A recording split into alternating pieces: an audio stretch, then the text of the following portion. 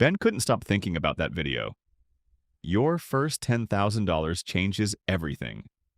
The next morning before work, he opened his laptop. Coffee. Silence. And one question. How long will I have to work? He searched. Retirement calculator. The first result loaded. Current age, 24 retirement savings. $0 monthly investing. $0. He clicked calculate. The result appeared. Retirement age, 67. Ben stared at the screen.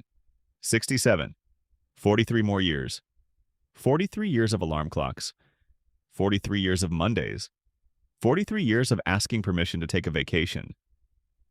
For a moment, he thought the calculator was broken. So he changed the numbers.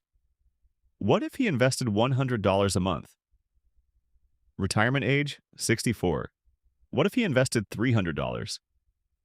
Retirement age, 59. What if he invested $500? Retirement age, 54. Ben sat back in his chair. Nobody had ever shown him this before. Every dollar he invested was buying something, not stocks, not ETFs. Time. The office felt different that day. His manager complained about a late report. Coworkers complained about work. The same conversations, the same complaints, the same routine. But Ben couldn't stop thinking about one thing. What if I don't have to do this forever? That night, Marcus called. Excited.